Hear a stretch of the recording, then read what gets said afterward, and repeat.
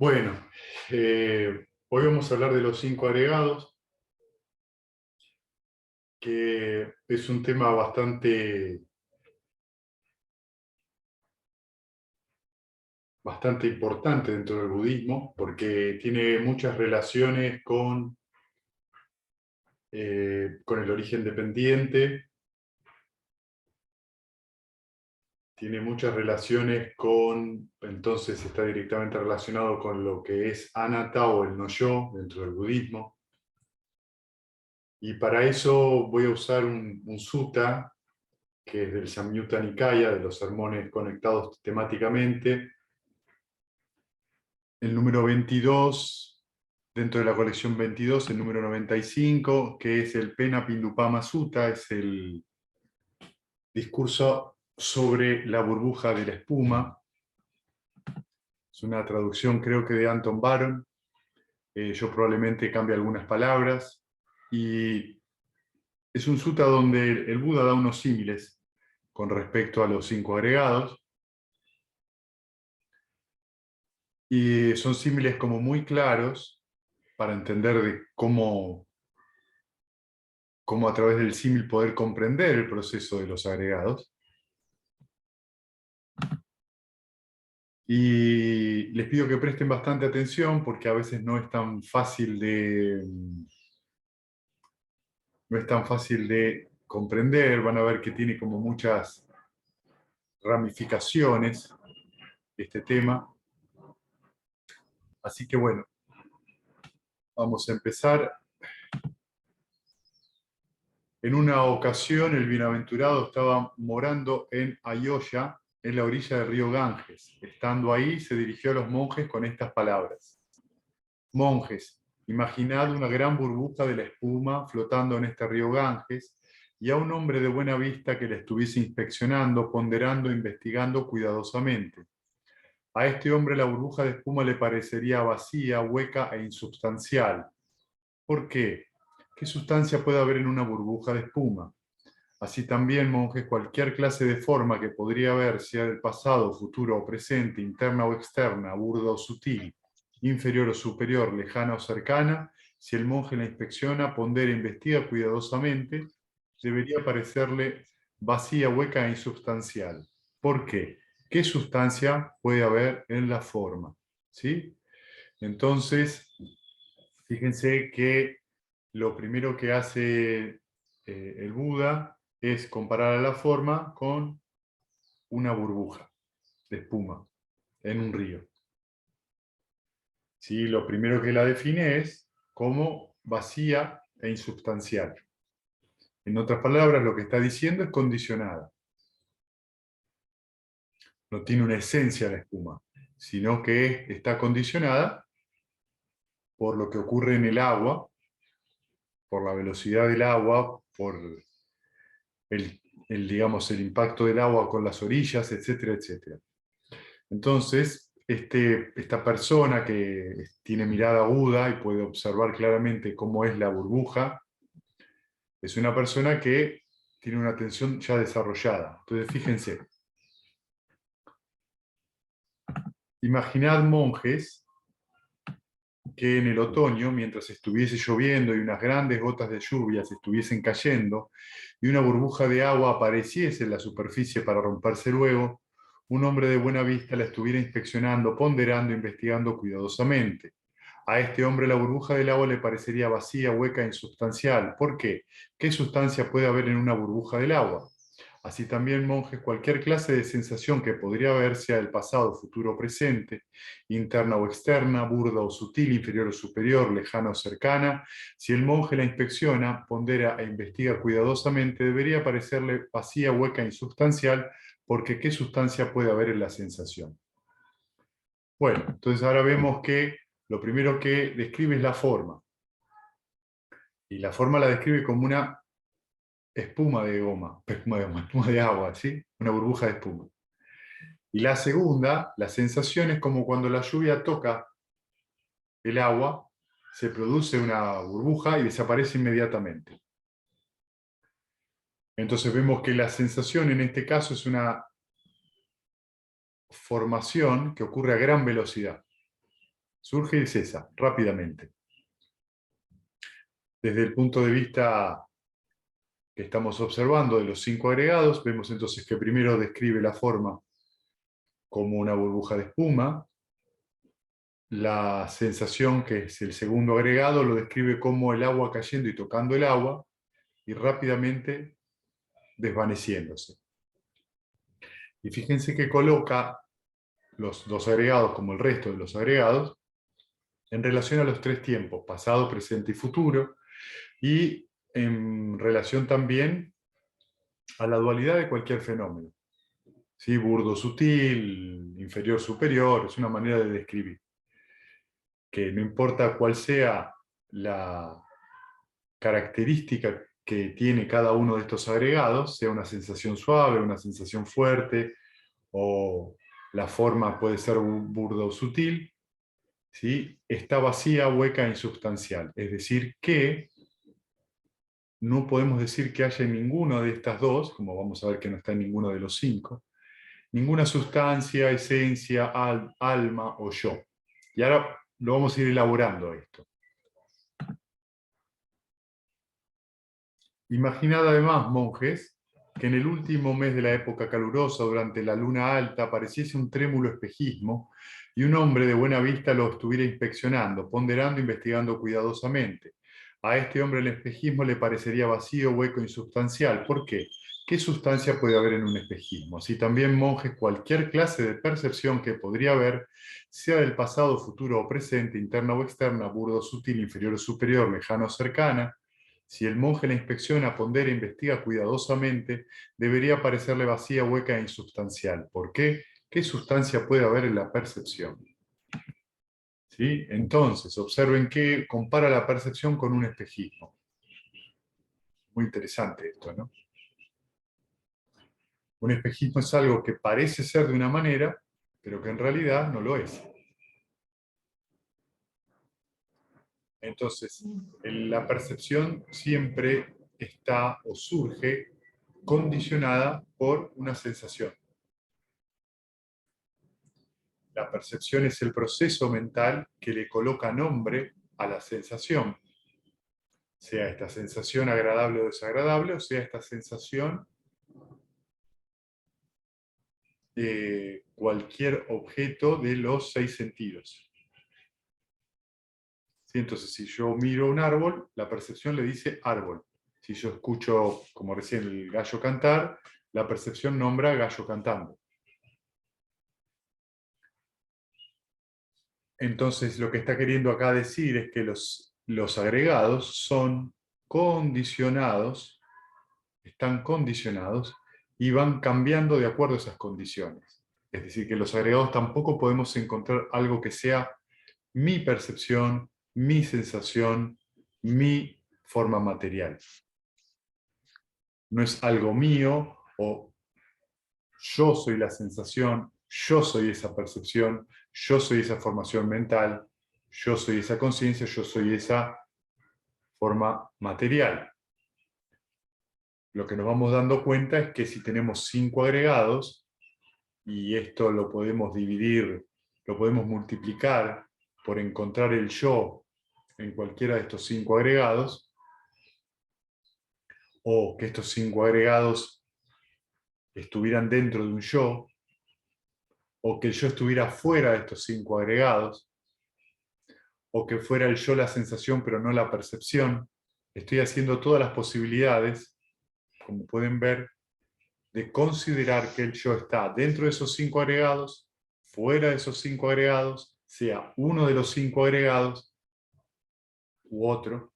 Entonces nos encontramos que tenemos un montón de posibilidades, que sumadas dan más o menos 62 visiones erróneas, así se llaman. ¿Sí? Se los voy desbrozando de a poquito para que lo vayan viendo, ¿no?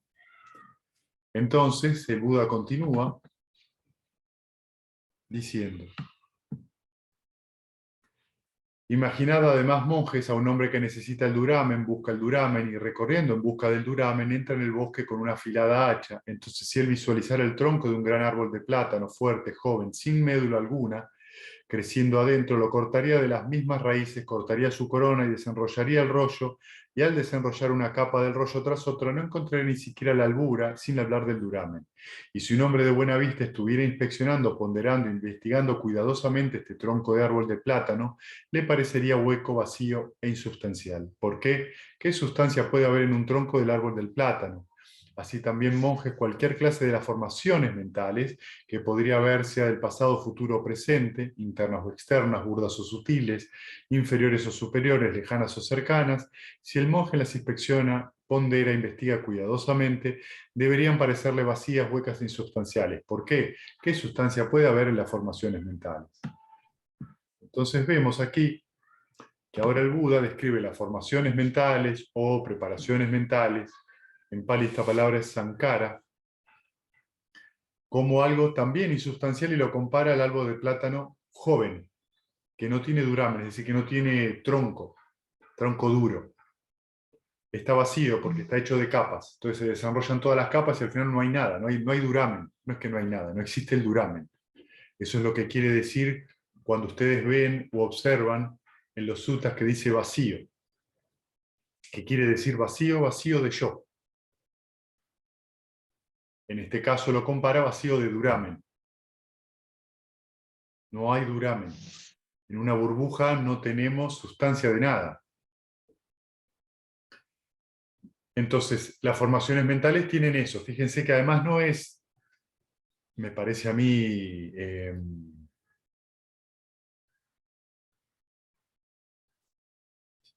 no es fortuito la comparación con el plátano, porque el plátano son como si fueran capa tras capa de rollo de formación mental, es decir, los pensamientos suelen presentarse como rollos. Tengo un rollo. Y uno los desenrolla tratando de encontrar cuál es la causa, es decir, no la causa, por qué pienso esto que pienso, y siempre nos encontramos con otro rollo más. De ahí que no sea tan importante el por qué, sino cómo estoy viviendo lo que estoy viviendo. Entonces, las formaciones mentales también son formaciones, como lo son los otros tres que estuvimos observando, que son condicionados de acuerdo a la causa que lo precede. Sea esta causa inmediata o no tan inmediata. Y entonces va a cambiar. El mejor ejemplo que les puedo dar es, por ejemplo, uno comió helado, ¿no? Comió bastante helado. Y entonces comió una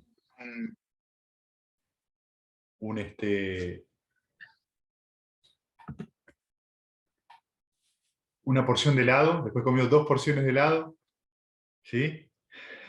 Y le gustó la primera porción de helado, la segunda porción no le gustó tanto, o sí le gustó, comió una tercera porque estaba encantado con el helado, y resulta después que en algún momento comió demasiado helado y le empieza a doler la panza. Y tiene una indigestión, o vomita, o tiene diarrea. Entonces cuando piensa en helado, ¡ay, le da asco! Y es la misma formación mental, en dos circunstancias diferentes. ¿Sí? En una tengo ganas de comer helado, en el otro estoy tan mal que pienso en helado y me dan ganas de vomitar. Entonces fíjense que en ese sentido las formaciones cambian todo el tiempo. Otro ejemplo que les puedo dar con respecto a eso es experiencia que por ahí hemos tenido de adolescentes o de niños, donde quizás nuestros padres nos decían que no a cierta cosa y de niños nos sentimos de alguna manera a veces no considerados, pero de adulto cuando recordamos la misma secuencia, entendemos que nuestros padres hicieron eso porque yo quería saltar adentro de un pozo de víboras, digo, por ejemplo. ¿Sí? O me quería ir con 7 años, meterme en el mar e ir más allá del espigón, o lo que fuera. Entonces el padre en ese momento, no me dejás, ¿por qué no me dejás? Y me siento mal. Luego de grande digo, y está bien, me estaba cuidando frente a una idea. Esa misma formación mental vista en otro punto de la vida de uno tiene otra característica. Por eso no podríamos decir que las formaciones mentales somos nosotros. Yo soy esa formación mental. ¿Cuál? ¿Sí? Dale. Bien, entonces, continuamos ahora.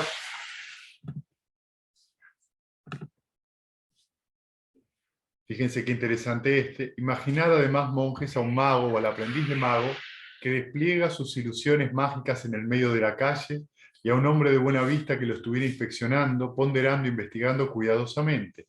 A este hombre las ilusiones mágicas le parecerían vacías, huecas e insubstanciales, porque ¿qué sustancia puede haber en las ilusiones mágicas? Así también, monjes, cualquier clase de conciencia que podría haber, sea del pasado, futuro o presente, interna o externa, burda o sutil, inferior o superior, lejana o cercana, si el monje la inspecciona, pondera e investiga cuidadosamente, debería parecerle vacía, hueca e insubstancial, porque ¿qué sustancia puede haber en un estado de conciencia? Bueno, entonces acá llegamos a Vijnana. Vijnana, que es el agregado de la conciencia. Recomiendo mucho leer, para aquellos que leen en inglés, cualquier trabajo de el Bhikkhu Ñanananda, que tiene mucho trabajo sobre esto. Entonces fíjense que el Buda compara a la conciencia como un mago, ¿sí? Como un mago de calle, que lo que hace es engañar. La conciencia no es ni más ni menos que el reflejo, el proceso mental que reconoce los procesos que se están dando, ¿sí? Entonces, sensación, percepción y conciencia siempre van juntos. Hay una sensación, hay una percepción que reconoce, digamos, perdón, que le pone nombre a esa sensación, y la conciencia es el proceso que reconoce esos dos procesos. Es decir, para dar un ejemplo en concreto, estoy mirando un árbol, se produce entonces que hay una sensación visual, hay una percepción, árbol, y hay un proceso que está ocurriendo que es ver. Estoy viendo un árbol.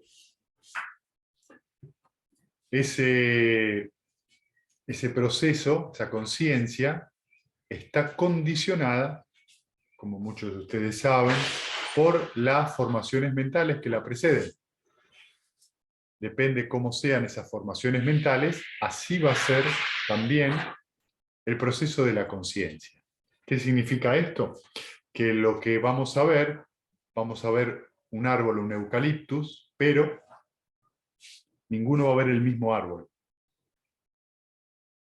Para cada uno va a ser diferente, porque ese árbol que estamos mirando, ese proceso que se está dando, esa acción que se está dando del ver o del oír o cualquiera de los sentidos, está condicionado por las experiencias previas, lo que hace que el concepto que tengamos cada uno de nosotros con respecto a ese árbol sea diferente. O si vemos un color verde, vamos a ver todos un verde distinto. Entonces esto nos alumbra algo muy importante, que es que la conciencia es la productora, digamos, de lo que entendemos por un concepto. La mente humana solo funciona por conceptos. No tiene otra forma de funcionar. Y el concepto es una cosa. Esta cosa que está tan de moda ahora, que se habla de la cosificación, la mente humana siempre cosifica todo. Todo es una cosa. Y cuando hablamos de una cosa, hablamos de una sustancia. Entonces, nosotros cuando pensamos en mesa, ¿qué es la mesa? La tabla, las patas, los tirantes. Es un concepto. Viene un niño, da vuelta a la mesa, pone las patas para arriba, y eso pasa a ser una nave espacial. Otra cosa. En la mente de un niño, ustedes saben que una lapicera puede ser una flecha, una espada.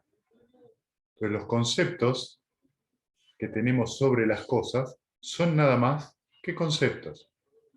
Pero debido a que nuestro lenguaje, es decir, nuestra forma de comunicarnos y explicarnos las cosas hacia adentro y hacia afuera, se ocurre solo en conceptos, creemos que los conceptos son realidades. Es decir, que las cosas son sustancias. Creemos que la realidad es sustantiva en vez de un verbo, una acción. La acción es algo que se desarrolla en el tiempo y en el espacio y que está condicionada, que tiene ciertas causas. Y es cambiante. Una acción nunca es igual, porque las condiciones que la preceden son diferentes. Si nosotros empezamos a observar que los procesos nuestros de la mente, en este caso los 5 agregados, son procesos, es decir, acciones, nos damos cuenta de que son cambiantes. Nuestras sensaciones cambian todo el tiempo, nuestras percepciones cambian todo el tiempo, las formaciones mentales ni que hablar, y la conciencia, que es el proceso que reconoce estos procesos que se dan, también. Eso hace también la posibilidad, o nos permite la posibilidad de aprender. Entonces, cuando hablamos de toda esta madeja de cosas que vive cambiando, ¿dónde colocamos el yo? ¿Dónde está? ¿El yo es algo que está en el cuerpo? Bueno, eso podría ser una visión materialista. Yo soy el cuerpo. Cuando el cuerpo deja de existir, no hay más yo. Desaparezco. Pero en este caso, el cuerpo nunca es el mismo, porque no es el mismo nunca. ¿Cuál es el cuerpo? ¿El cuerpo de cuando tenía 5 años? ¿Cuando tenía 15? ¿30? ¿60? Lo mismo ocurre con los otros agregados que son agregados mentales. Cambian todo el tiempo de acuerdo a las condiciones que suceden. Entonces estos 5 agregados es lo que nosotros entendemos o vemos, podemos ver como la supuesta identidad que tenemos. Y podemos observar también a través de estos 5 procesos que poder ver dónde o con cuál de estos procesos nos identificamos más. Entonces,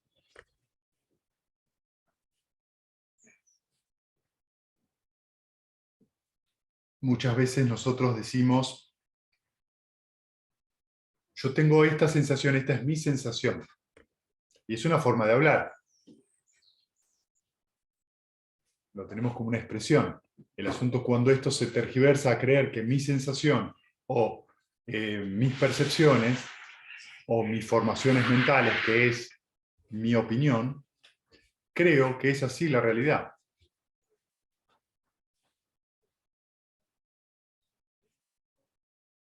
¿A dónde nos lleva todo eso? A sufrir, que es todo el asunto acá. No es hacer una disquisición filosófica sobre los 5 agregados, sino comprender que cada vez que nos identificamos con cualquiera de estos 5, sufrimos.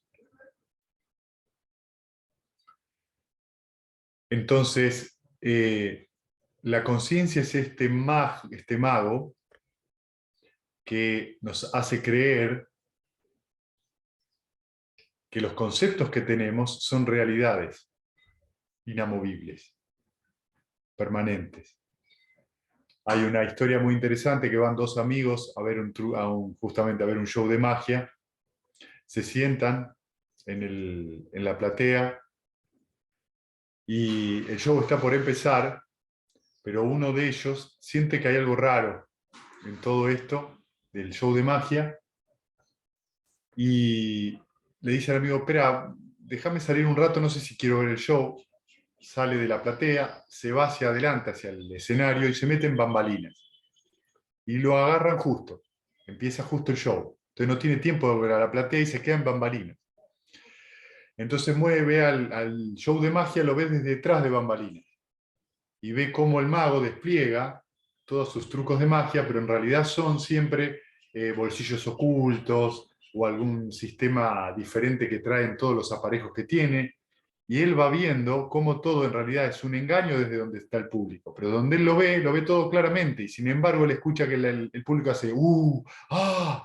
¡Wow! ¿No? ¿Por qué? No ve lo que está pasando.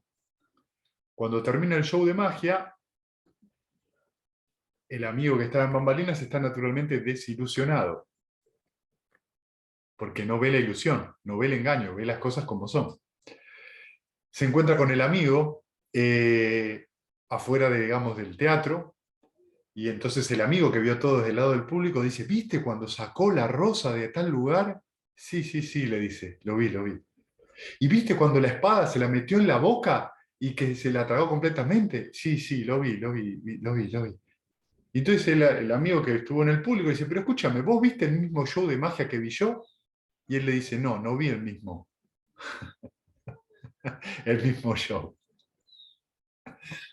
Pero el amigo todavía está tan encandilado que él no le quiere decir que lo que él vio es qué es lo que está detrás de todo eso. Porque lo que vio el público, el amigo que vio desde el público, no está listo para comprenderle lo otro. Es un ejemplo muy interesante esto, porque esto es en general lo que suele ocurrir. Cuando a veces por ahí ustedes me dicen, no, porque yo quiero que esta meditación que me hizo tan bien a mí, me gustaría pasársela una a otra, mirá, ocúpense de ustedes mismos y sean ustedes el ejemplo, lo otro va a venir solo y tiene que venir por gusto y afinidad de cada persona. No es que uno no pueda hablar de esto, obviamente puede hablar. El asunto es no andar haciendo proselitismo o andar vendiendo felicidad, porque tiene que venir de la necesidad de la persona. Entonces tenemos estos 5 agregados y acá podemos ver que si yo me identifico con mis pensamientos, por ejemplo, con mis formaciones mentales, puedo tender a ser un ser muy especulativo, que era una de las también escuelas que había en la época del Buda, que no creían en nada. O sea, no creían ni en el karma, o sea, en la causa y el efecto, podía ser, podía no ser, especulaciones, que también se lo puede ver como un cinismo. ¿Sí? Después, yo siento esto, yo siento aquello como mío y propio, es decir, la sensación que se vuelve como el proceso con el cual uno se identifica, entonces uno puede empezar a creer que lo siento desde el alma, ¿no? Entonces uno empieza a creer que hay un alma que está fuera de estos 5 agregados y que de alguna manera es la que reúne lo que ocurre en los 5 agregados. Y entonces frente a eso, que creo que es un alma que está aparte de los 5 agregados, viene la pregunta de siempre, muy bien, y si hay un alma que está fuera de los 5 agregados, ¿cómo la percibís? ¿Mediante qué? Y la única respuesta posible es mediante la mente. Entonces, si vos percibís el alma mediante la mente, estás frente a qué? A un concepto. Lo que nos coloca de vuelta siempre en el mismo lugar. Porque entonces el alma es un concepto, no una realidad. Entonces, si es un concepto, es condicionado. Y si es condicionado, no podemos decir que haya ahí alguna sustancia con la cual uno se puede identificar. Lo mismo con la esencia, lo mismo con la profundidad del ser, con el yo superior, con el cosmos, con la realidad completa y total, la unión con todo. Cualquiera de estas descripciones que se suelen hacer eh, con el universo son formas de describir o intentar describir algún tipo de cosa. Y al tratar de describir algún tipo de cosa y no un proceso o una acción, volvemos siempre a lo mismo. Pero esa cosa, ¿cómo la percibís? ¿Mediante qué? Mediante la mente. Y si la percibís mediante la mente, es condicionada. Lo que empieza entonces a observar y a darnos cuenta de la importancia que trae la meditación, porque mediante la meditación y la profundidad que uno va teniendo mediante la práctica de la meditación, lo que uno va observando que es cómo deviene o cómo se mueve este proceso mental y cómo sucede entonces este proceso de identificación con lo que surge en la mente. a lo que llamamos yo, personalidad, alma o lo que uno le quiera poner. Y acá es donde los 5 agregados se entrelazan con el origen dependiente. ¿Qué relación hay entre los 5 agregados y el origen dependiente? Entonces vemos que si vamos desde la ignorancia, que es la ignorancia de las 4 nobles verdades, esto implica no reconocer que hay sufrimiento cuando está dada la condición para que surja. No reconocer que eso tiene una causa y que eso tiene una cesación, es decir, que aún el sufrimiento es condicionado e impermanente, surge la ignorancia y a partir de ahí que surgen las formaciones mentales, que es uno de los agregados. De ahí surge la conciencia, que es otro de los agregados. Y de ahí van a surgir mentalidad, materialidad, y con eso completamos los 5 agregados. Entonces vemos que los 5 agregados son un proceso que van funcionando continuamente, en movimiento. No son procesos que podamos separar, pero sí son procesos que podemos reconocer. Este proceso tan sutil se puede desarrollar justamente cuando uno profundiza en la meditación y especialmente se puede dar esto más justamente cuando uno toma un retiro de más días, porque al meditar tanto tiempo uno puede acceder a este tipo de visión directa, ¿no? Entonces, mediante la tranquilidad que se va dando con la meditación, especialmente cuando uno practica TWIM, nos damos cuenta de que tanto la tranquilidad como la visión directa son cosas que están siempre relacionadas. No son 2 meditaciones diferentes, es un solo proceso con 2 caras e interdependiente. Necesito tranquilidad y quietud para poder observar claramente. No puedo tener la mente obstruida.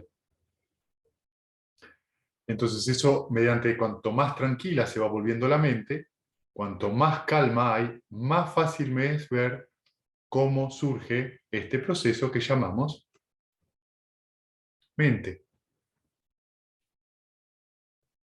Podemos entonces observar cómo los yanas, en el proceso de los yanas, es un proceso que desde el primer yana hasta el octavo, es un proceso de cesación de actividad. Ese proceso de cesación de actividad es que la mente cada vez se distrae con menos cosas, porque está cada vez más tranquila. Entonces, del primero al cuarto yana, lo que va cesando son los factores de los yanas, y cada vez la mente está más ecuánime y calma. A partir de que entramos en la esfera del espacio infinito, dejamos de sentir el cuerpo.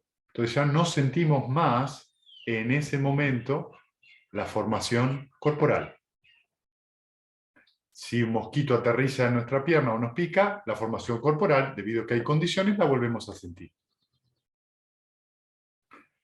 En la medida que seguimos profundizando y pasamos la esfera de la conciencia infinita, lo que nos damos cuenta en la esfera de la conciencia infinita es cómo funciona la conciencia, cómo se mueve hacia cualquiera de las puertas de los sentidos. Vemos cómo surge y cesa en un chasquido cientos de miles de veces. La mente se pone tan lenta, entra en tal estado de quietud que nos permite ver esos pulsos de conciencia. Nos permite ver que esa conciencia se manifiesta de acuerdo al estímulo que se produce. Y es dependiente de eso. Cuando se atraviesa eso y se llega a la esfera de la nada o se llega a la esfera de ni percepción ni no percepción, nos empezamos a encontrar de que las formaciones, de que los 4 agregados mentales, sensación, percepción, formaciones mentales y conciencia, se empiezan a volver cada vez más tenues. Cada vez son más tenues porque la quietud empieza a ser muy grande. Cuando estamos en la esfera de ni percepción ni no percepción, que se llama así, ¿por qué?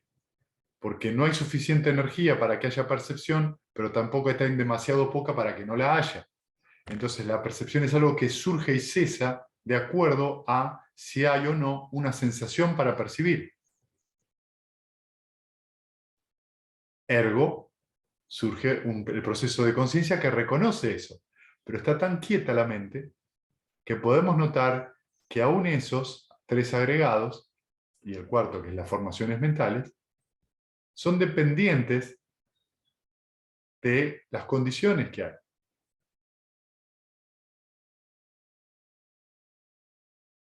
Entonces, del primero al segundo yana, lo que se calma son las formaciones verbales, no del todo, pero hay un gran apaciguamiento. Del cuarto al quinto desaparece por completo las formaciones corporales. Cuando vamos de la esfera de la nada a la esfera de ni percepción y no percepción, se acaban los comentarios. Y finalmente, cuando desde la esfera de ni percepción y no percepción la mente se desliza en lo que se llama Samapati Nirodha, que es la esfera de cesación de sensación, percepción y conciencia, tenemos que cesan todos los agregados mentales. Sin embargo, seguimos vivos. Ajá. Cuando se sale de esa Samapati Nirodha, de esa cesación, vuelven a surgir las formaciones mentales. Pero debido a esa cesación momentánea, que en general al principio solo dura un instante de segundo, a veces puede durar algunos segundos, la mente está tan atenta, hay tanta atención que nos permite observar claramente cómo surge este proceso de formaciones mentales, sensación, percepción y conciencia. Es muy claro. Y en ese momento, cuando nos damos cuenta, es decir, cuando vemos ese proceso dependiente, cómo surge todo eso, nos damos cuenta que no existe un yo, que el yo no es más ni menos que un proceso, una idea, un concepto.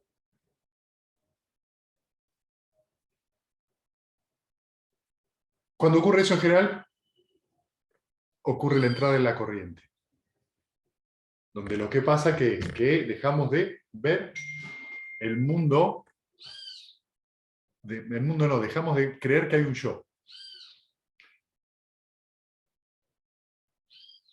No está todavía liberada la visión, porque lo que entendemos es que el yo es condicionado, es una idea que surge de acuerdo a ciertas condiciones. Pero nos damos cuenta de que no existe por sí mismo. Todavía hay presunción en cuanto al yo, en relación a los 5 agregados.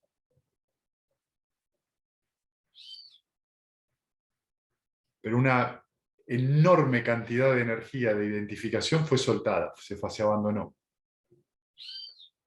Ya no le va a poder ser esa persona, o sea, el sotapana, el que entra en la corriente, y sobre todo si además alcanzó el fruto, le va a resultar muy difícil de sentir ciertas cosas como personales. Porque se da cuenta que no existe lo personal es solamente una opinión. Y va a haber un proceso, es decir, acciones. Habrá experimentado un cierto grado de despertar. Esto produce una enorme cantidad de alivio. Enorme cantidad de alivio. Porque lo que uno abandona es eso. La carga de llevar a cuestas una personalidad.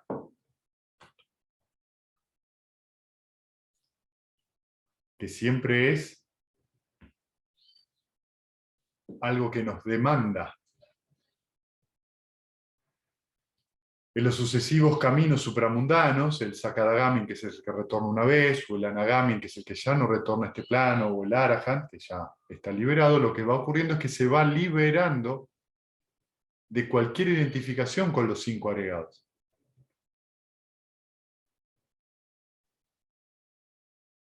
Porque si uno se indaga, después de cualquiera de estas experiencias, puede notar en dónde todavía hay un apego sobre alguna de estos procesos. Entonces, como pueden ver, los 5 agregados es una forma que tiene el Buda de describir, por ejemplo, otra manera de describir el origen dependiente. O describir qué es identidad, a qué referimos con identidad. Con cuáles de estos procesos nos identificamos. Los 5 agregados también son otra manera de decir los 4 fundamentos de la atención.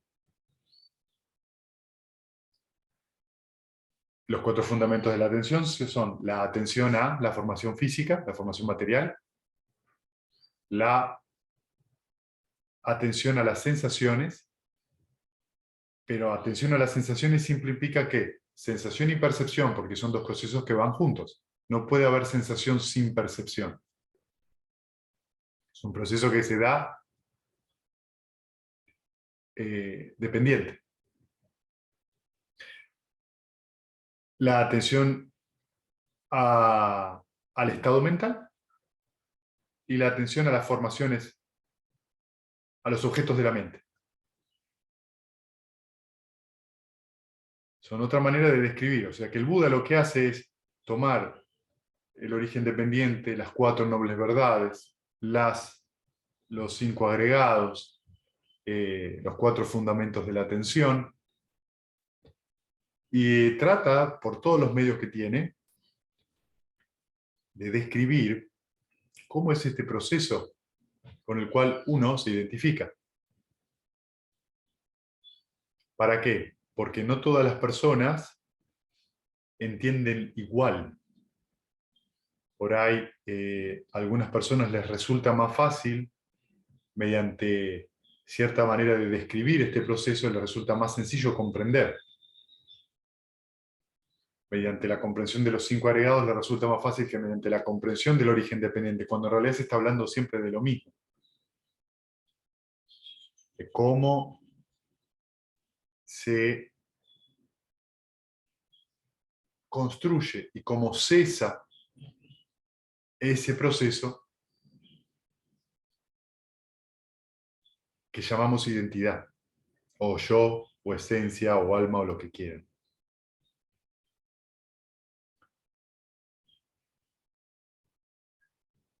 Entonces, como pueden ver, cuando estamos hablando de estos 5 agregados, estamos hablando de algo bastante profundo, bastante complejo en cuanto a las relaciones.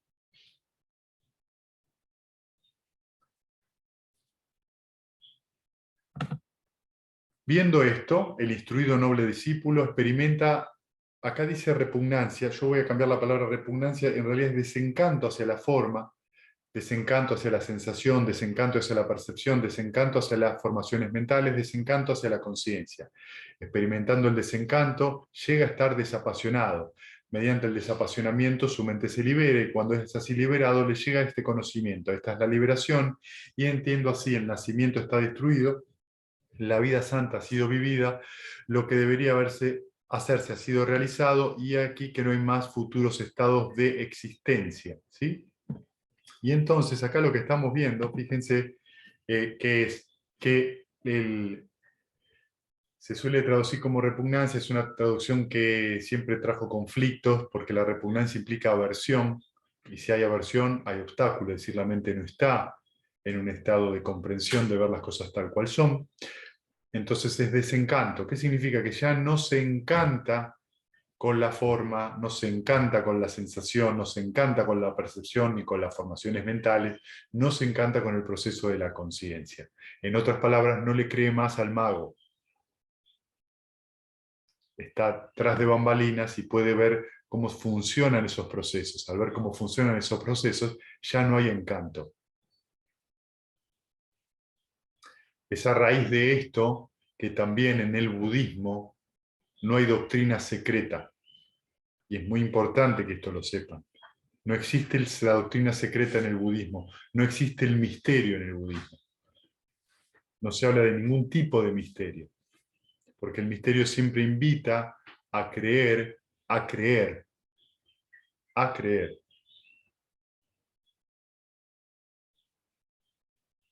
Y esto en el budismo no tiene cabida. Hay varios suttas donde justamente Mahavira, que es el líder de la secta de los jainistas, se encuentra con un laico y lo interpela y le dice: ¿vos creés en lo que dice el asceta Gotama de que es posible que la mente entre en tal estado que no surjan pensamientos? O sea, el jhana, ¿no?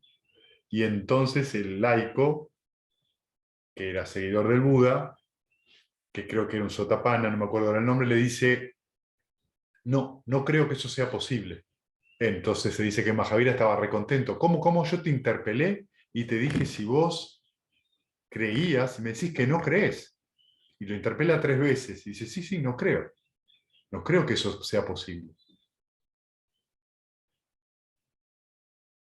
Y entonces el otro está muy contento. Y entonces dice, yo no creo, yo sé que es posible entrar en un estado donde no surja ningún pensamiento. Y Mahavira, bueno, en el sutta dice que escupe sangre de la bronca. Entonces fíjense que no es una cuestión de creencia en un misterio. Es una cuestión de ver las cosas tal cual son. Es decir, experiencia directa. Experiencia directa. Entonces fíjense que en esta parte del sutta dice que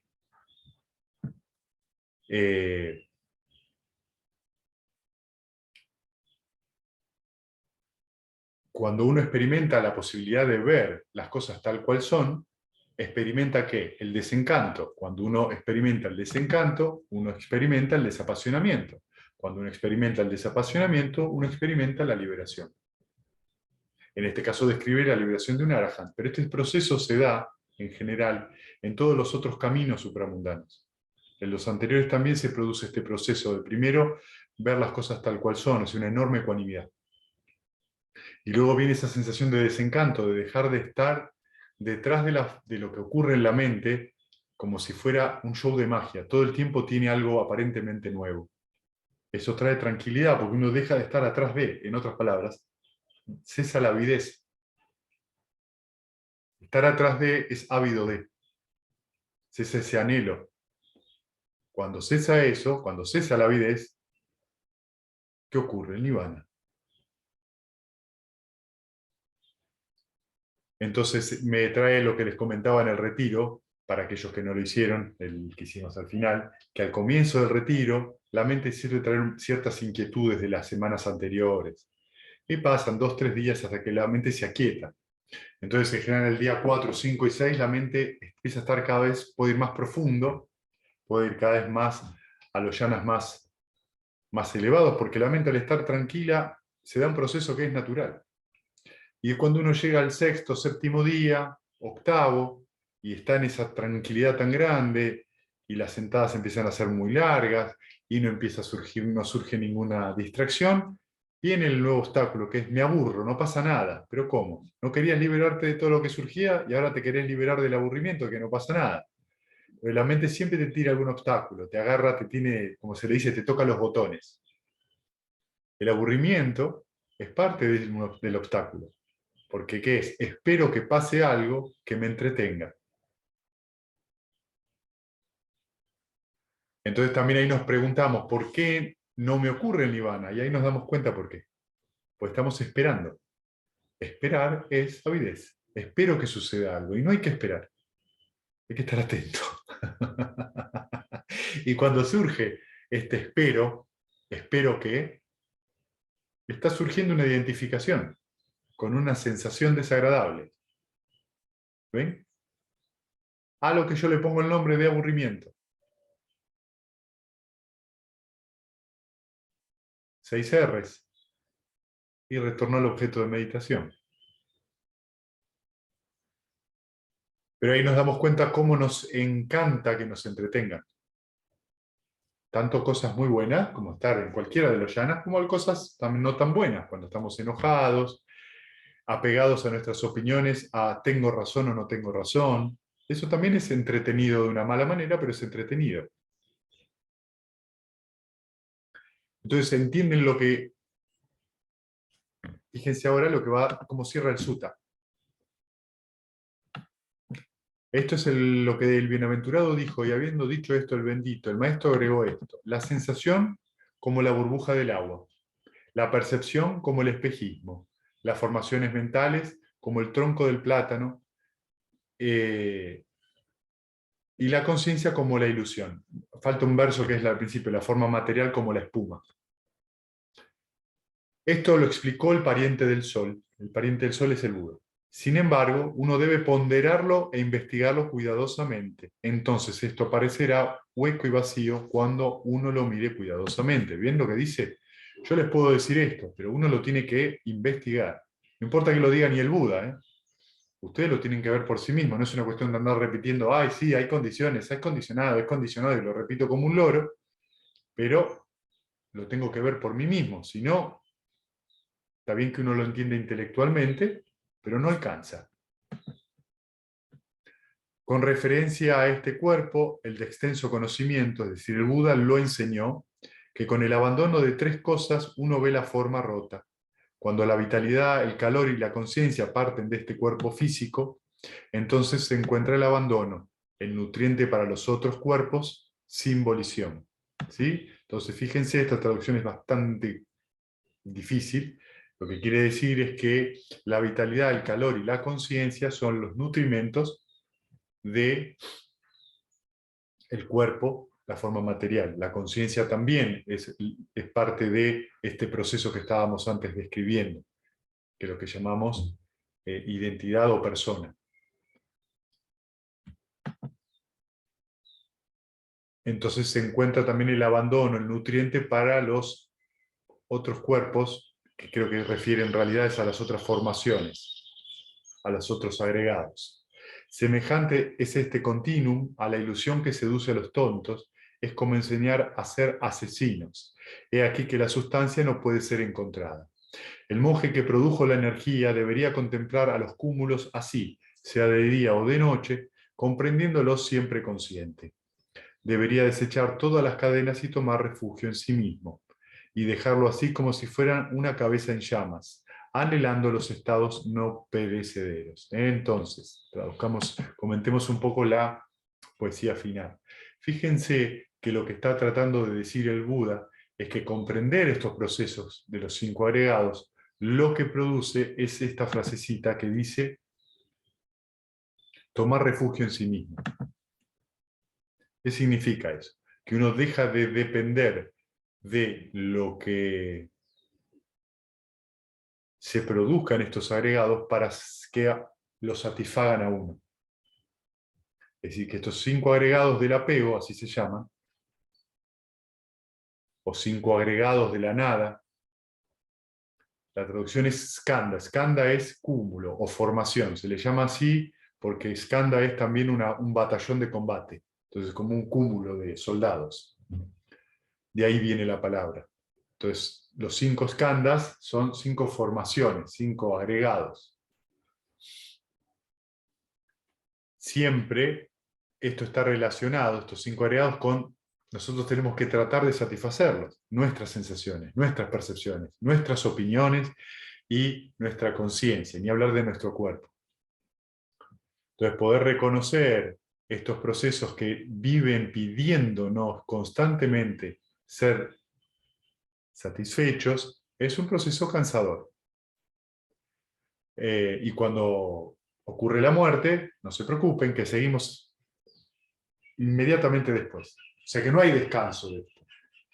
No es que hay un momento donde dice, voy a descansar. No, puede ser que cambiemos una existencia más elevada, de los devas para arriba, o menos elevada, animal o fantasma o algún ser infernal, y eso va a ser más difícil, más duro o más fácil.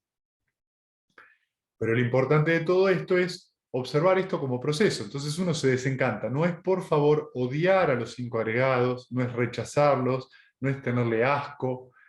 Hay que entender esto, ¿no? Sino desencantarse, comprenderlos como tal cual lo que son.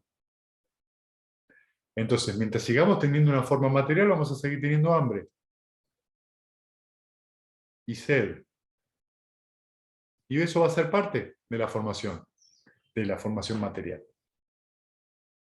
Hasta que no alcancemos el estado de Anagamin, con su fruto respectivo, va a haber deseo sexual. Eso cesa justamente en ese estadio. Entonces, si yo me pongo en contra de ciertos deseos, es decir, trato de reprimirlos, lo que va a ocurrir, ¿qué es? Reforzarlos. porque no los estoy entendiendo tal cual son. Cada vez que yo juzgo algo, no lo estoy entendiendo tal cual es. Por eso, hacerse el buenito o hacerse el malito no es la cuestión, sino hay que prestar atención y observar si ese anhelo que está en ese momento tiene condición para ser, que les voy a dar el ejemplo del helado nuevamente. Yo me comí un helado. Ah, bueno, ya disfruté del helado. Si yo me como 2 o 3 porciones más, tiene que ver con qué. ¿Con el deseo de comer helado? O ya nos damos cuenta que en realidad la condición de alimento desapareció. Y aparece una condición que es estrictamente de otra índole.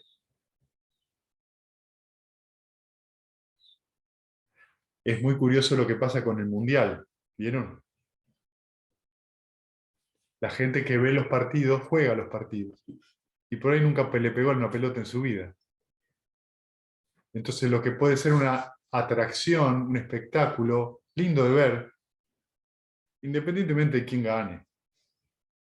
A veces son lindos los partidos. Es lindo como espectáculo deportivo, ¿no? Como puede ser un partido de vóley o cualquier otro evento cultural. Pero yo soy argentino. Somos la tierra del fútbol. Y ahí viene todo. Y ahí viene el proceso de identificación. Cuando viene ese proceso, ¿qué surge?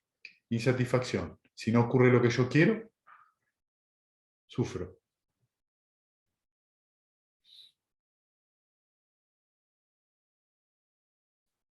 Bueno, ¿tienen preguntas con respecto a esto? ¿Preguntas o dudas de su práctica? Yo tengo una pregunta, Fede. Y Fabio. ¿La idea de yo entonces es la ignorancia? No. La ignorancia, a ver si te, perdóname, a ver si te entendí bien. La ignorancia es la presunción de un yo. Cuando uno presume que tiene un yo, la asunción de que hay un yo, eso es ignorancia, es la ilusión. Eso significa que uno en ese mismo momento no es o no recuerda las 4 nobles verdades. Gracias, Fede. Chao, Violeta.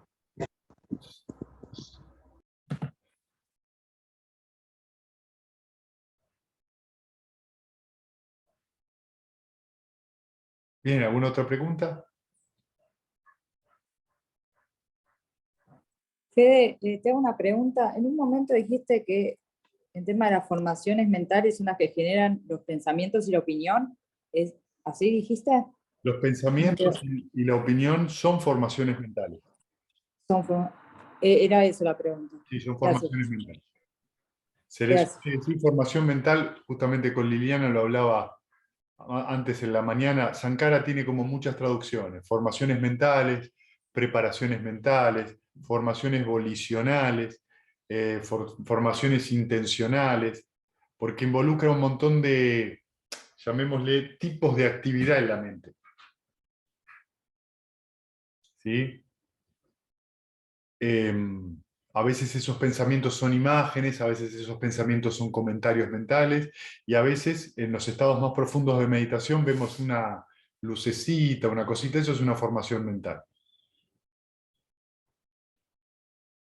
Que si uno le sigue, le presta atención, va a terminar pensando en algo. Entonces, ¿para qué me sirve la meditación? Y profundizar en poder ver cómo funciona ese proceso, desde una formación que se expresa mediante la mente, mediante algún tipo de imagen, se desencadena un pensamiento, se desencadena una imaginación, etc.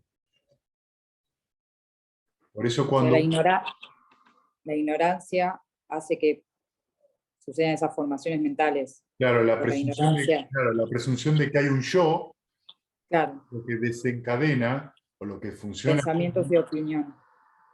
todo ese tipo de, sí, pensamiento y opinión. Pensar, claro, se me da que era después de conciencia, pero no es antes, es esa ignorancia lo que genera. Claro, es cuando viene esta creencia de yo soy. Mm. Cuando Ok. uno experimenta en algún momento de su meditación que cesan de surgir los objetos. Y en algún momento lo que cesa es el observador. Desaparece, si desaparece el objeto, desaparece el sujeto.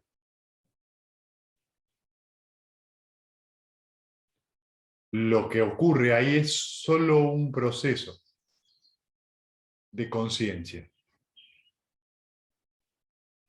Por eso es este sutta de Vajilla que el Buda le dice, es una anécdota, Vajilla era un brahmin que se consideraba un arahant.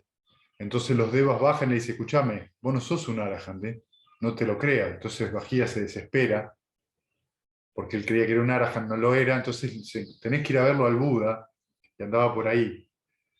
Y entonces el Buda estaba, digamos, en la ronda de mendicancia, entonces Vajilla se le acerca, le presenta sus respetos, y le dice, mirá, los devas me dijeron que yo no soy un arahant, que te venga a ver a vos.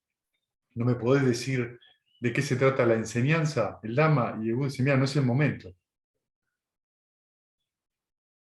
Creo que tiene un contexto atrás la historia que Vajilla se estaba por morir. No me lo acuerdo exactamente. Y el Buda le dice, te repito, Vajilla, no es el momento. Entonces Vajilla le insiste por segunda, por tercera vez, y entonces cuando por tercera vez le insiste, el Buda deja el cuenco y le dice, en el ver está solo el ver, en el oír está solo el oír, en el sentir está solo el sentir, y en el conocer está solo el conocer. Eso es un resumen de la doctrina, de la enseñanza. Vajilla lo comprende y se muere. En ese momento que lo comprende se vuelve un arahant. Y antes de morir le dijo a los devas, ¿vieron?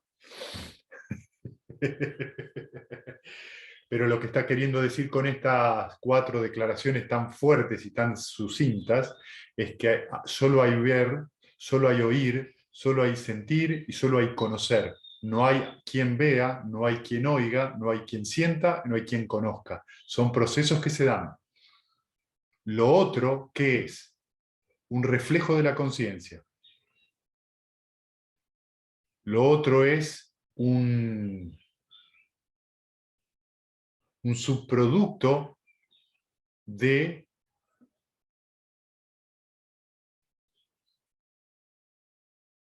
una contaminación. Todavía hay una creencia de que alguien ve, de que alguien oye, de que alguien siente y que alguien conoce. La mente del arahant es eso, no presenta sombras. Por eso un arahant no tiene secretos, no tiene sombras, simplemente la conciencia no está focalizada en algo. Porque si yo me focalizo en termo, no me focalizo en mate. Si me focalizo en mate, no me focalizo en mesa. Siempre la conciencia es algo que queda conceptualizada, focalizada en algo. La mente de un arahant, en ese sentido, es esto.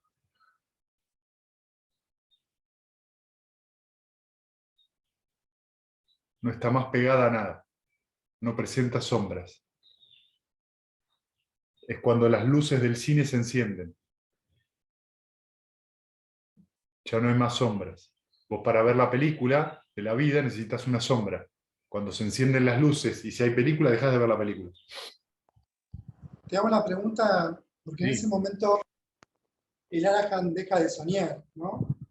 ¿Y eso por qué es?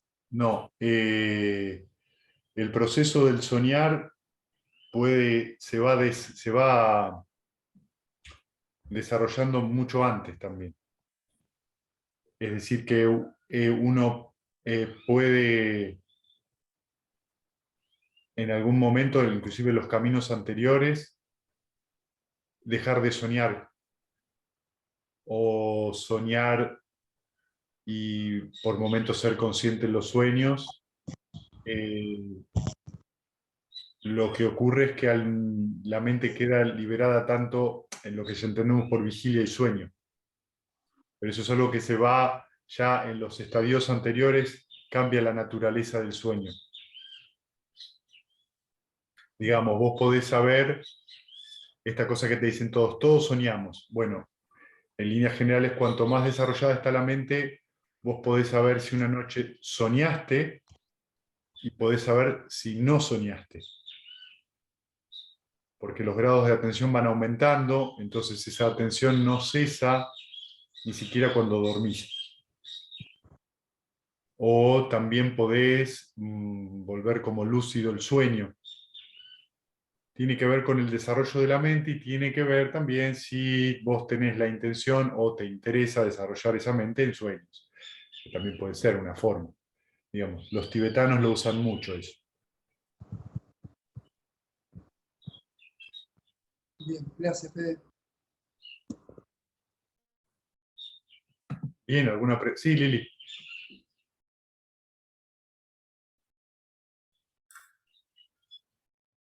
No, se me ocurría eso que acabas de decir, que cuando tenés más conciencia o como tenés activo Sati más tiempo, sabes lo que soñaste o en el mismo sueño podés saber que estás ahí. Ujú. Y esa será la diferencia, eso es justamente lo que me preguntaba un rato antes. Esa es la diferencia entre este concepto creado por la mente cuando estoy en vigilia y este concepto creado por la mente cuando estoy acostada durmiendo. Claro. Es la misma concepción, la ilusión, este concepto, vida, digamos, como la película rodando. Sí. Y la diferencia entre el estado de estar durmiendo y el estado de estar en vigilia, Sati. Sí, no todas las formas, como te decía antes, los cuatro, digamos, no se siente el cuerpo, excepto que uno se despierte, digamos, se vuelve a la vigilia donde el cuerpo entra de vuelta dentro de la, digamos, de la órbita de la conciencia, de la atención, y también los cuatro agregados mentales pueden tener diferentes intensidades.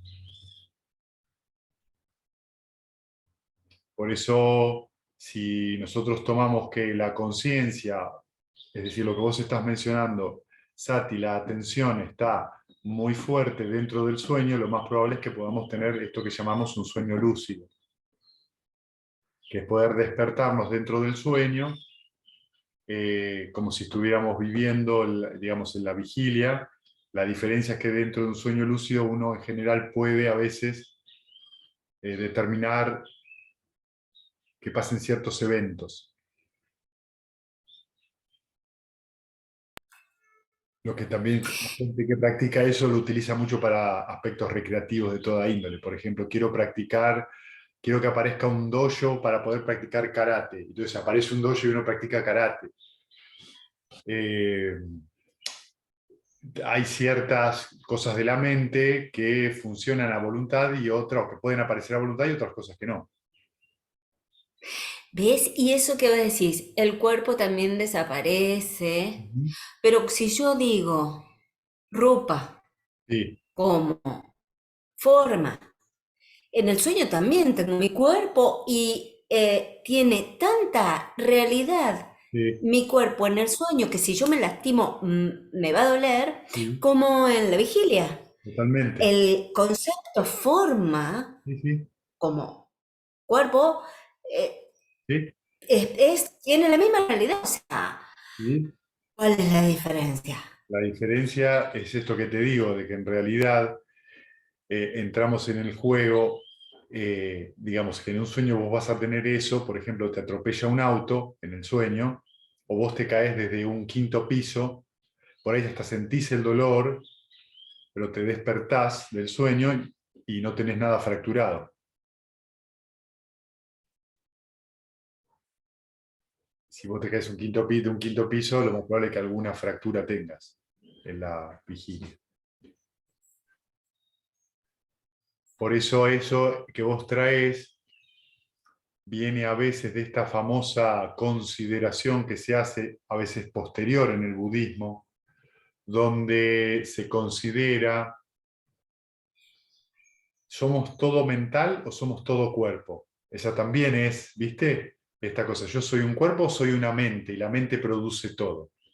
Y eso también es parte. ¿Ves? Entonces la definición de rupa es sustancial. Si Claro, yo digo rupa como forma, estoy diciendo un concepto que es el mismo concepto que tengo en el sueño. Si digo rupa como cuatro elementales, sí. esos, esas cualidades por las cuales se van a mover de manera diferente las partículas y que no va a entrar por los sentidos, entonces digo materia, se quebró un pie. Eso es materia. Si Claro, yo digo lo que pasa, rupa como sí. forma, estoy diciendo concepto, entonces digo los cinco agregados son mente. Lo que sucede es que, digamos, cuando se habla de Rupa, de los son cuatro estadios de la materia. Cuatro estadios de la materia son sólido, acuoso, gaseoso y calórico. Entonces, lo que yo estoy describiendo son cuatro procesos cambiantes en el tiempo que cambian de acuerdo a ciertas condiciones. Eso es lo que Ujú. permite también que, de acuerdo a la comprensión que yo tenga de esos procesos, es que a mí me permite, por ejemplo, estas cosas que se ven, son posibles, como por ejemplo caminar en el agua, nadar en la tierra, sumergirse, los poderes.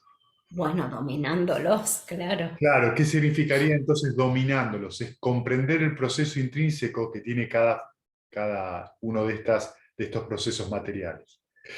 Entonces, sí, la comprensión es mental, no hay comprensión física de por sí. La comprensión de esos procesos es mental, pero esto viene a cuento de que entonces el yo, ¿dónde está? Porque el yo es el que sufre.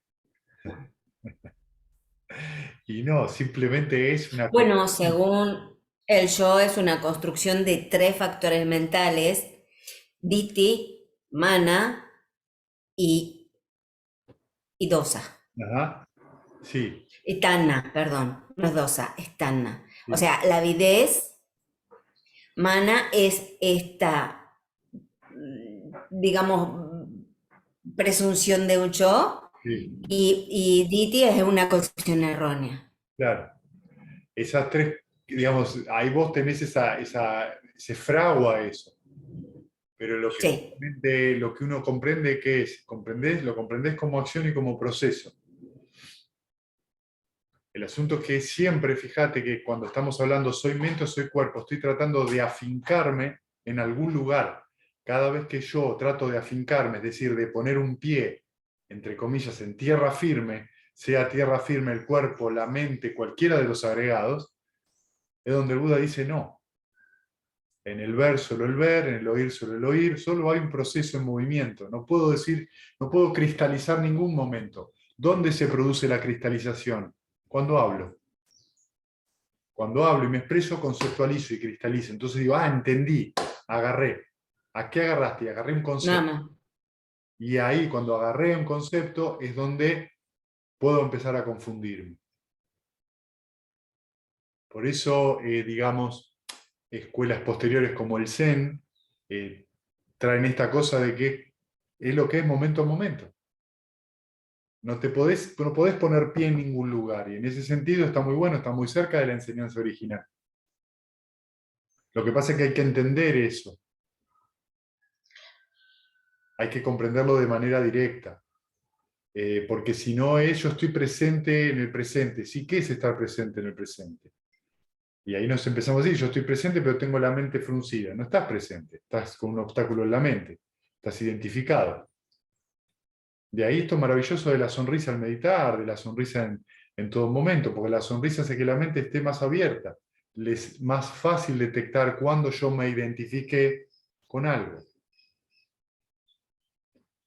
¿Qué es me identifiqué? ¿Dónde malentendí las cuatro nobles verdades? O las olvidé directamente, ni las entendí.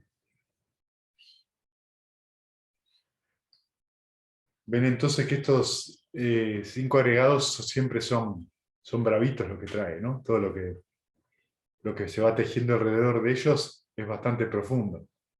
Porque enseguida se presta cualquier pregunta filosófica. ¿Y qué es la realidad? ¿Qué no es la realidad? ¿Y el mundo es finito o infinito? ¿No? Todo este tipo de cosas que no terminan de ayudar a ninguna persona a desarrollar su mente en el sentido de que pueda abandonar el sufrimiento.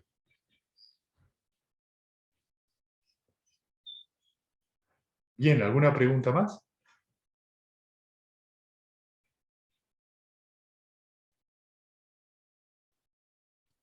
Yo, Fede,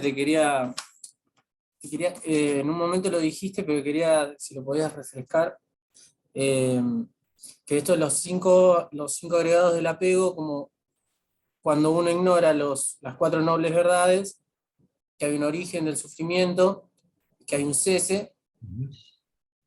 ¿Por qué cómo se ignora eso? ¿Por una identificación Claro. con ese sufrimiento, lo que sea? Sí. Es ahí donde empieza como el proceso del movimiento de los 5 agregados del apego. La sensación, etcétera, etcétera. No, el proceso está siempre. El proceso Alright, eso ocurre. Sí, el proceso ocurre. No quiero ir más lejos porque si voy más lejos vamos a abrir otra ventana más profunda. Okay. Realmente los 5 agregados del apego surgen o los tenemos porque en algún momento de nuestras existencias rompimos los preceptos.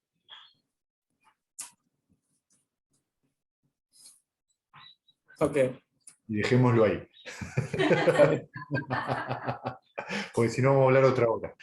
Entonces, estos procesos que surgen, efectivamente, sensación, percepción, pensamientos o formaciones mentales, preparaciones mentales, conciencia y forma material, es algo que lo llamamos y le pusimos un nombre Santiago. ¿Sí? Federico. El asunto es cuando nos identificamos con cualquiera de estos procesos. ¿Sí? Vos me lastimaste, me hiciste sentir esto.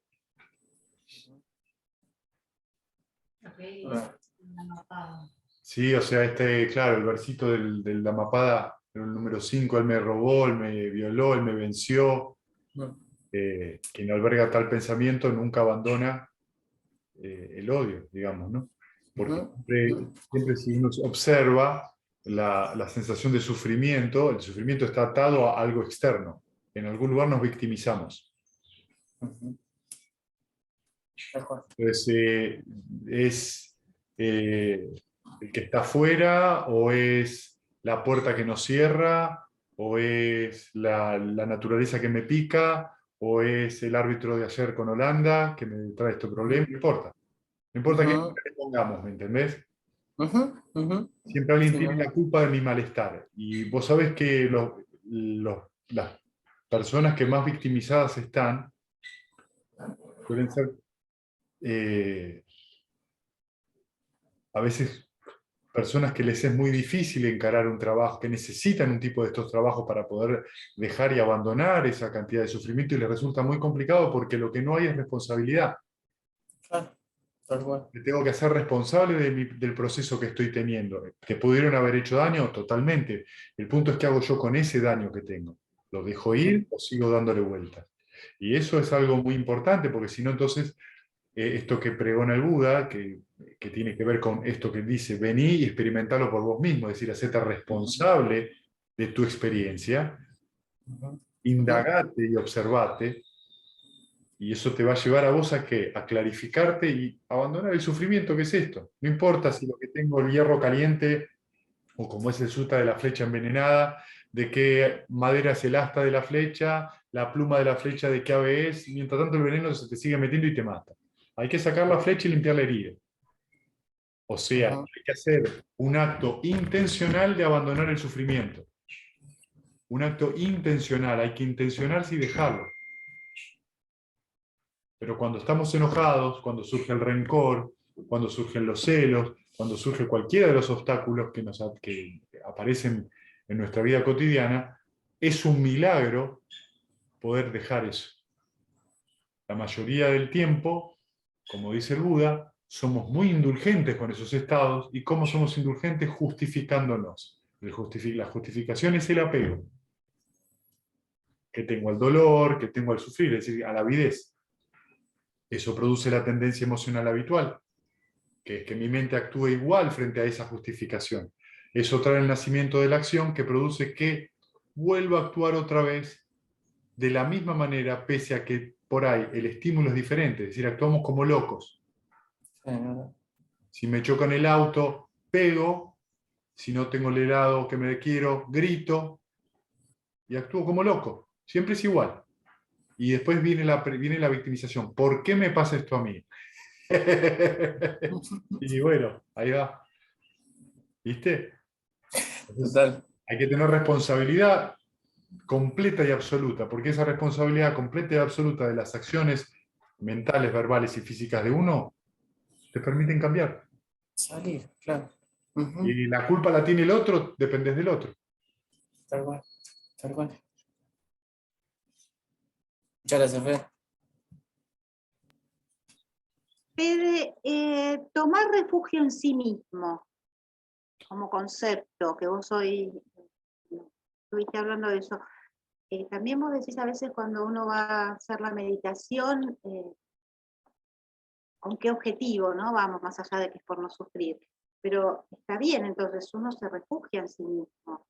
O tengo no sé, acá tengo un tema de conceptos medio confuso. No entiendo bien a qué apunta tu pregunta. A ver. No, cuando empezaste a hablar de esto ahora como concepto, tomar refugio en sí mismo. Lo que quiere Cuando decir uno va- el Buda con sí, eso, lo que quiere decir el Buda con eso, es que es un poco lo que estaba hablando recién, que vos puedas hacerte cargo y responsable de lo que surja en el momento que surge en tu mente. Y puedas dejar ir un estado obstructivo y puedas desarrollar un estado sano. En otras palabras, las 6 R's. está bien, no, está bien. Yo Cuando- porque no sé, porque en algún momento de las charlas, No, porque refugio en sí mismo no es refugio en la propia opinión. Cuidado, ¿eh? ok, Atención con eso. El refugio en sí está mismo bien. no es yo opino esto y me voy a quedar en esta opinión. No. Es observar todo el tiempo cómo está la mente. Si tu mente está enojada, confusa, pero vos tenés razón, eso no es refugiarse en sí mismo. Eso se llama testarudez. ¿Sí? Entonces vos por ahí tenés razón, pero estás enojada, pero tenés bronca, y entonces si eso está pasando, ¿la razón de qué sirve? Lo que sirve es que uno abandone ese estado negativo, se haga responsable, es decir, que reconozco que surgió el enojo, o el rencor, o la duda, o lo que fuera. Lo abandono, lo suelto, relajo en la cabeza, sonrío y retorno al objeto de meditación o retorno a un estado alegre y livianito de mente. Eso es refugiarse en sí mismo. Eso es hacerse responsable de que si surge un estado mental obstructivo o dañino o perjudicial, dejarlo y desarrollar los positivos. Eso es el noble esfuerzo, las 6 R's. El noble esfuerzo entonces es el corazón del óctuple noble sendero. Y es lo que nos permite de verdad desarrollar la mente. Entonces yo me estoy haciendo responsable ¿de qué? De que estoy sufriendo. Y me estoy haciendo responsable de abandonar ese sufrimiento, 6 R's. Y me estoy haciendo responsable de desarrollar mi mente en un sentido sano. Eso es refugiarse en sí mismo. Refugiarse en sí mismo no es morir con las botas puestas. Para darte una frase popular.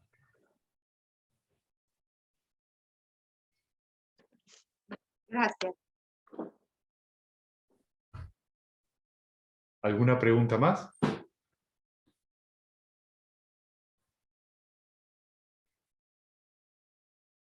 Los objetos de la mente son, atención a los objetos de la mente son los pensamientos, ¿no? Entre otras cosas.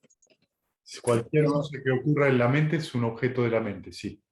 Claro. Perfecto. ¿Se puede decir conceptos? ¿Y vos conocés algún concepto que camine por afuera? ¿Me lo presentás? Lo voy a pensar. Ok, Sí, sí. El concepto es una forma de describir cualquier actividad que hay en la mente. claro, lo mismo. Exacto, gracias. Santi, Ew, gato y ponerle nombre concepto. ¿cómo? Conseguí un gato y ponerle nombre concepto. Ahora, Santi, en vez de preceptos al final de la foto, puedes decir conceptos. Conceptos. Acá. Ya quedó agendado. Gracias. Bueno, muy bien, gente. Les aprovecho para decir que el 18 que es este domingo, no el que viene, es la última jornada. Si Argentina llega a la final, vamos a hacer media jornada. O sea, lo vamos a hacer solo a la mañana para que puedan ir a ver todos el partido. Luego en enero habrá una charla como esta, a principio de enero. Después vamos a decir bien el día, no me acuerdo. Y después del 20 al 29 de enero está el retiro virtual para todos aquellos que quieran hacerlo. Después, un mes antes, o sea, la semana que va a ser de Navidad, vamos ahí a hacer la difusión. Y aquellos que quieran, por favor, me mandan un mail a Sangre de la Luna Llena y ahí les mandamos los requisitos un poco para poder hacerlo y que el retiro les sea beneficioso de hacer. ¿Sí? Cómo va a ser la dinámica del retiro online. ¿Sí? Bueno, y nada más. ¿Sí? Si les parece, compartimos méritos. Que los que sufren sean libres Los aterrorizados, Que los afligidos, de todo lo seres se y que encuentren todos los todos seres se se encuentren encuentren allí. los seres Todos impartan los que seres compartan para todo tipo de felicidad. seres que habitan en el Los seres espacio, que habitan en el espacio y la tierra, con gran poder, compartan el medio nuestro y protejan que estés que así. siempre protejan la dispensación de vida. Sadhu, sadhu, sadhu. Gracias. Gracias. Chao. Chao, chao, chao a todos. Maru, Chao, chao. chau, chau. Ah.